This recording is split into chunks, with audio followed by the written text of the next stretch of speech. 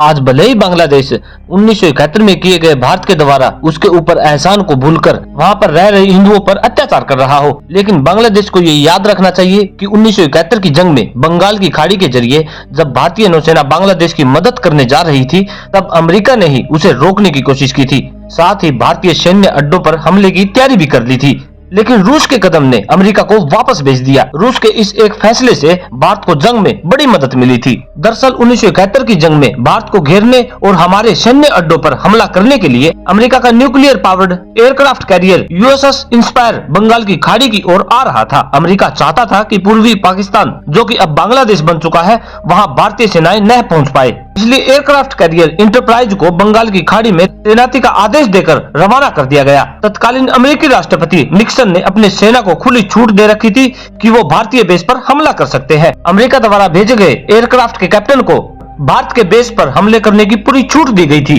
तब भारत की मदद करने के लिए रूस ने ऐसी चाल चली जिससे अमेरिका को भागना पड़ा। रूस ने उस समय भारत का साथ देते हुए भारत को बताया कि अमेरिका उसके साथ क्या करने वाला है। भारत ने भी जवाब में कहा कि हमारे वॉलंटियर फाइटर पायलट अमेरिकी एयरक्राफ्ट कैरियर एंटरप्राइज पर आत्मघाती हमला करने के लिए तैयार खड़े हैं।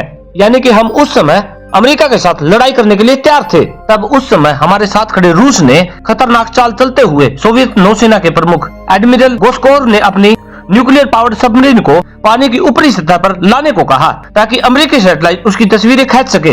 रूस की नौसेना की SSGN यानी कि क्रूज मिसाइलों से लैस इस पनडुब्बी को बंगाल की खाड़ी के पास समंदर में ऊपरी सतह पर लाया गया, और हुआ भी वही जो रूस चाहता था। अमेरिकी सैटेलाइट ने तस्वीरें ली। सैटेलाइट तस्वीरों में अमेरिका ने जैसे ही देखा कि बंगाल की खाड़ी के पास ही रूस की न्यूक्लियर सबमरीन तैनात खड़ी है, उसके होश उड़ गए। अमेरिका उसी समय समझ गया था कि उन्होंने भारत पर जब भी हमला किया तो रूस की पनडुब्बी उनका कैरियर डुबो देगी।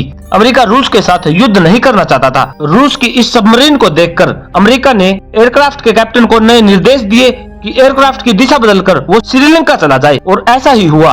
अमेरिकी एयरक्राफ्ट दिशा बदलकर श्रीलंका चला गया और वह बंगाल की खाड़ी में नहीं जा पाया। और आपको बता दें कि 1971 का भारत पाकिस्तान युद्ध न केवल भारत और पाकिस्तान के लिए बल्कि बांग्लादेश के लिए भी एक ऐतिहासिक निर्णायक पल था। भारत ने बांग्लादेश को स्वतंत्रता दिलाने में अहम भूमिका निभाई थी और दोनों देशों के बीच गहरे सांस्कृतिक और राजनीतिक रिश्ते बने थे।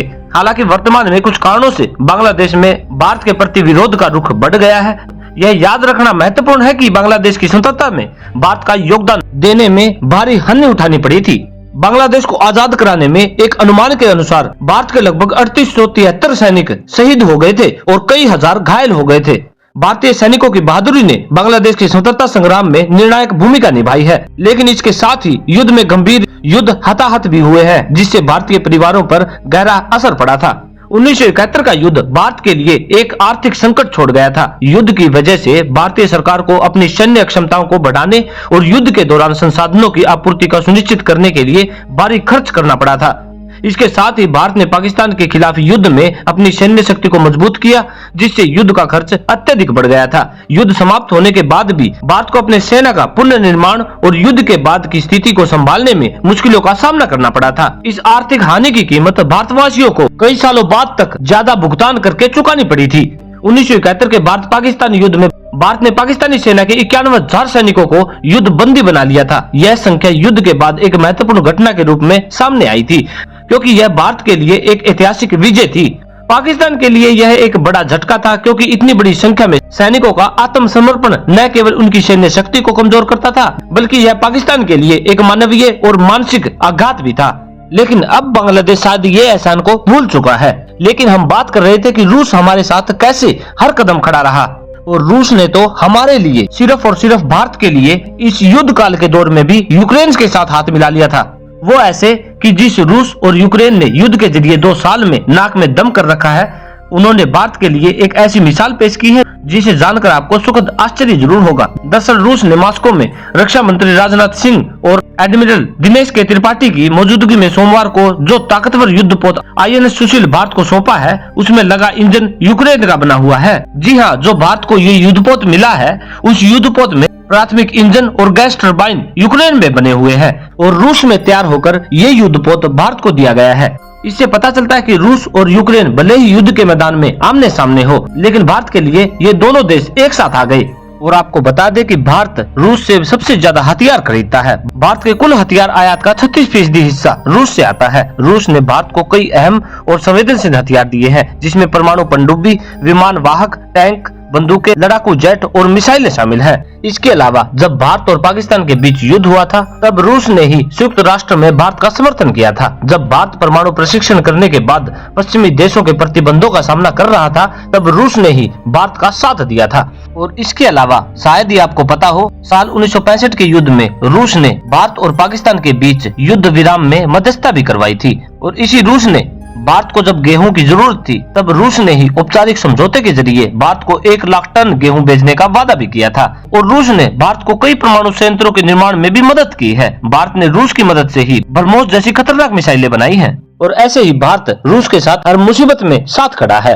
दोस्त अगर मुसीबत में काम ना आए तो वो फिर दोस्ती ही नहीं मानी जाती। वैश्विक महामारी कोविड के समाप्त होने के पहले से ही रूस 24 फरवरी 2022 से आज तक यूक्रेन के साथ युद्ध लड़ रहा है। इसी बीच अमेरिका और कई यूरोपीय देशों ने रूस पर अनेक प्रकार के प्रतिबंध लगा दिए थे। इसके बावजूद भारत और चीन ने रूस के साथ अपनी दोस्ती में दरार नहीं आने दी। भारत ने प्रत्यक्ष तौर पर रूस यूक्रेन युद्ध का समर्थन नहीं किया, बल्कि दोनों देशों को समझाने की कोशिश की। लेकिन रूस के साथ दोस्ती निभाते हुए भारत ने रूस की आर्थिक स्थिति को डगमगाने नहीं दिया। भारत रूस से आयात यूक्रेन युद्ध से पहले कुल आयातित तेल का 1% से कम खरीदता था, लेकिन युद्ध के बाद से सभी देशों के खिलाफ जाकर भारत 40% से ज्यादा आयात करता है। इसके अलावा भारत ने रूस को सामान भेजने के लिए एक नए रूट का आगाज भी किया है। दरअसल भारत ने रूस को सामान भेजने के लिए INSTC के नए ट्रांसकैस्पियन रूट का पहली बार इस्तेमाल किया है। INSTC का मतलब है international north south transportation corridor. Bharat से कृषि उत्पादों और खाने पीने की चीजों से भरा पहला कंटेनर कैस्पियन सागर के पश्चिमी तट पर मकाचकाला सी चेक पॉइंट पर पहुंचा। इस कंटेनर ने भारत से ईरान होते हुए कैस्पियन सागर के रास्ते रूस के दागिस्तान क्षेत्र में और 9 शहर के बंदरगाह से होकर गुजरा है। ऐसे ही भारत ने इस कोरोना काल से लेकर युद्ध काल तक कई गुप्त तरीके से रूस की मदद भी की है, जिसमें से 90% सूचनाओं को गुप्त रखा गया है।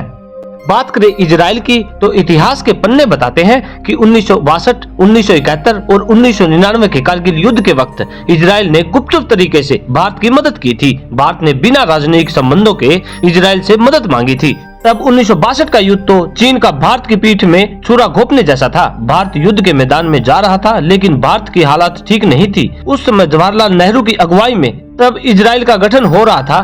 तब उसके विरोध में भारत ने 1950 में संयुक्त राष्ट्र में वोटिंग कर दी, यानी कि भारत ने इजराइल के खिलाफ वोटिंग कर दी थी।